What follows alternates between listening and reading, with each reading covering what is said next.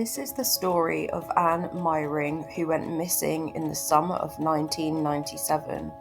She has not been seen or heard from since, although hundreds of hours have been put into investigating her disappearance.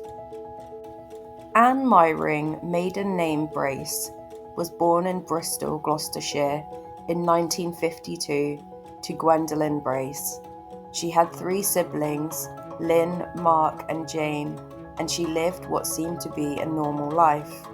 When she was 18 in 1971, she met Brian Myring, her soon-to-be husband, at the New Inn, Patchway. 2 years later, in 1973, they were married, and Anne's younger sister Jane was a bridesmaid at her wedding. Anne and Brian had a property at 10 Chevening Close in Stoke Gifford, and they happily settled into married life. Shortly after, in 1976, Anne and Brian's first son Stephen was born. In the early years of their marriage, Anne worked at the Criminal Records Department for Avon and Somerset Police. In 1982, she went on to have her second son, David. They had a normal family life where both were working, although Anne did take some time off to look after her sons after they were born. Her and Brian both became involved with local Cub and Scout groups in Filton. She absolutely loved her family, and she doted on her 2 sons. In 1997, Anne, then aged 45, worked as a clerical worker at Hewlett-Packard in Bristol, and Brian worked for Rolls-Royce. Unfortunately, this is where Anne's story takes a turn for the worst. On the 25th of June 1997, Anne had gone to work like any other ordinary day, and the family were in their usual routine. Anne had said she was going out for dinner with her husband to her work colleagues. She then finished work and went back to the family home at 10 Chevening Close, where her husband and sons had reported to see her. Her Vauxhall Carlton car was found in the driveway. The next day, her husband reported to authorities that Anne was missing and that she had gone to a health farm for the weekend. This is when the police began their investigation. On the Monday, although her husband had said she had went to a health farm, he then changed his story and said that she had left him. When he had returned from work, she was nowhere to be found. It also turned out that although they were in a marriage still, Brian had begun an affair with Teresa Kempster, aged 39, who was married and had 2 children. The affair was no great secret, but Anne appeared to be the last to know. In the months leading up to her disappearance, Anne had been a carer for her mother, Gwendolyn, who had been diagnosed with throat cancer. A tumour the size of an egg was removed. Mrs. Brace had to be fed through a tube. When a second lump appeared, the family feared the worst. But when Anne never phoned to check on her mother's biopsy results, her family knew there must be something wrong. She never got in touch with friends or family again, and she did not use her bank card. Over the months after her strange disappearance, Avon and Somerset Police searched the local area and appealed to Anne, but this unfortunately didn't return any leads in the investigation. In the October 1997, Brian Myring and Teresa Kempster were both arrested on suspicion of her disappearance. Teresa was released with no further action, and Brian was charged with the murder of his wife, although there was no direct evidence to link him to this, as there was no body and no one knew what had happened to her. David, Anne's youngest son, said, "It was such a shock, I was shattered. You can't imagine something like that happening." And Stephen, Anne's eldest son, stated, "I just couldn't believe it. I thought maybe they'd got the wrong address. One minute they're looking for my mum, and they next arrested my dad. I was in shock for most of the day." After he had been charged with Anne's murder, he was then bailed to a hostel in Weymouth, where he was visited by his sons every other weekend.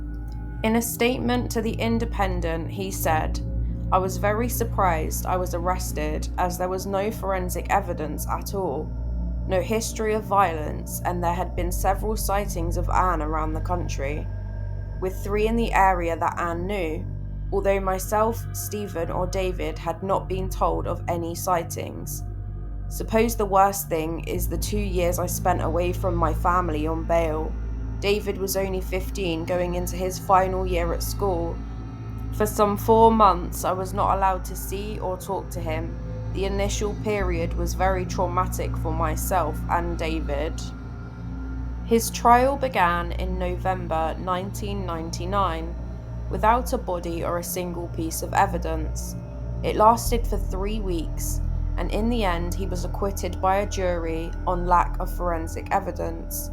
Brian denied throughout the trial that he had murdered Anne to start a new life with Teresa, and a jury took less than 3 hours to find him not guilty. Prosecuting barrister Paul Chad said during the trial that Anne would never have deserted her family. He told the jury she was devoted to her youngest son, for whom she was still caring, and her mother, who was suffering from cancer. Anthony Arledge, defending, said there was no direct evidence in the case, either of her death or of her killer. Although he was acquitted of all charges against him, it left a lasting impact on him and his family. Anne and Brian's son stated, "You walk out of a pub and people are saying, 'I reckon he did it,'" says Stephen. David adds, "Dad feels really awkward going round to see people because he is afraid he might get abused. He seems to be getting along in his own way, but you can tell it's affecting him." His sons have always believed in his innocence, and David said, "We couldn't imagine anyone like him ever doing something like that. He's never hit us, never shown any violence towards anybody. Really, he's really nice. I just don't think it's feasible." Stephen is equally adamant, stating, "I'm the best person at winding anybody up, and Dad has never ever raised a hand. He's quite mellow actually. He's got a good sense of humour as well. It never ever, not once, entered my mind at all." After the trial, Detective Jeff Anderson, who led the inquiry, said that he remained convinced that Anne was dead and appealed to the public for information about the whereabouts of Anne's body. Anne's mother also believed that her daughter had been killed and said in a statement, "David was the apple of her eye. She would never have walked out on those boys ever. She'll never come back, she's dead, and that's all there is to it." She also stated, "I had cancer 5.5 years ago, and there's no way my daughter would not have looked after me. We were like that." And then she crosses her fingers. "She was my best friend, not just a daughter. She would come and take me out once a week, sometimes twice. She idolized her husband." Her brother stated that he believed that his sister was deceased, saying, "We all believe unanimously that she's dead. Before she went missing, she asked me to remember to call her with the results of our mother's biopsy, as she was concerned about it, and spent a lot of time with Mother, doing things, putting feeding tubes down her throat, seeing what cancer did to her at the time, and there was no possible way that she would ever not contact her to find out whether it was benign or malignant." Her sons held on to the belief that their mother was still alive, David saying, "I'm always going to believe that she's alive," and further stating, "Me and Steve were really shocked. We didn't think anything was going wrong with the relationship. Apparently they had been arguing quite a lot that week and going out on regular drives to chat about it away from us.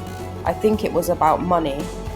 Brian said also in a statement, "I would like to say to Anne, come back. I know it means facing up to a lot, but the boys miss you a lot.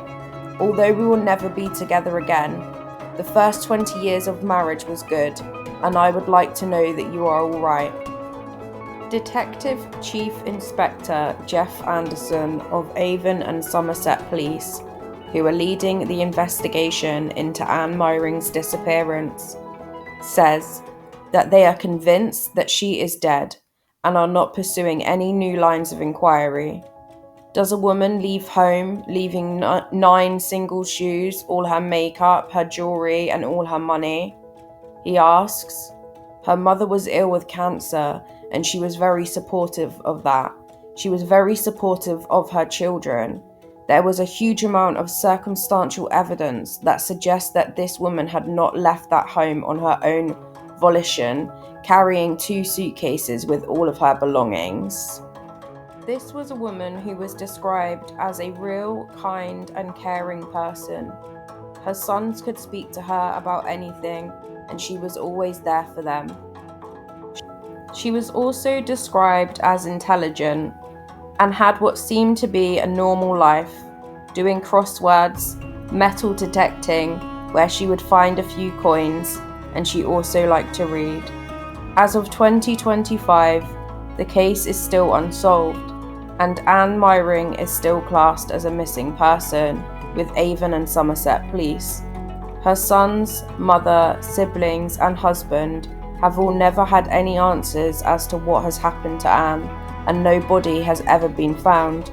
If you know any information regarding the whereabouts of Anne, please check the description box below and contact the correct authorities.